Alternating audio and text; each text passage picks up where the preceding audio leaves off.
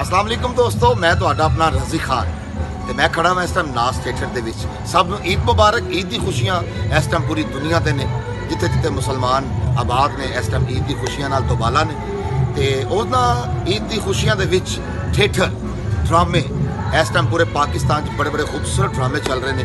ਲਾਹੌਰ ਨਾਸ ਥੀਏਟਰ ਦੇ ਵਿੱਚ ਇੱਕ ਮਿਆਰੀ ਔਰ ਖੂਬਸੂਰਤ ਔਰ ਮੈਸੇਜ ਤਮੰਬੀ ਡਰਾਮਾ ਚੱਲ ਰਿਹਾ ਹੈ, ਜਿਹਨੂੰ ਹਦਾਇਤ ਤੋਂ ਨਵਾਜ਼ਿਆ ਡਾਕਟਰ ਅਜਮਲ ਮਲਿਕ ਸਾਹਿਬ ਨੇ ਔਰ ਇਹਦੇ ਪ੍ਰੋਡਿਊਸਰ ਨੇ ਯੂਸਫ ਸਾਹਿਬ। ਔਰ ਇਸ ਡਰਾਮੇ ਦੇ ਵਿੱਚ ਇੱਕ ਬਹੁਤ ਹੀ ਮਿਆਰੀ ਟੀਮ ਜਿਹਨੂੰ ਤੁਸੀਂ ਦੇਖਣਾ ਚਾਹੁੰਦੇ ਹੋ। ਇੱਕ ਫੈਮਿਲੀ ਡਰਾਮਾ ਹੈ ਔਰ ਨਾਸ ਥੀਏਟਰ ਦੇ ਵਿੱਚ ਫੈਮਿਲੀਜ਼ ਡਰਾਮਾ ਦੇਖਦੇ ਵੀ ਨੇ। ਇੱਥੇ ਡਰਾਮਾ ਹੁੰਦਾ ਹੈ, ਅਸੀਂ ਲੋਕ ਰੈਸਲ ਕਰਕੇ ਡਰਾਮਾ ਕਰਨੇ ਆ।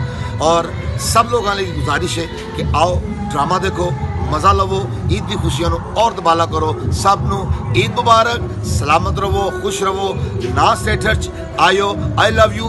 ईद वेख भाई अपना बचपन की ईद आज की ईद इसकी फर्क महसूस कर। बचपन की ईद और आज की ईद में फ़र्क ये है कि बचपन की ईद मिलती थी, आज की ईद देनी पड़ती है।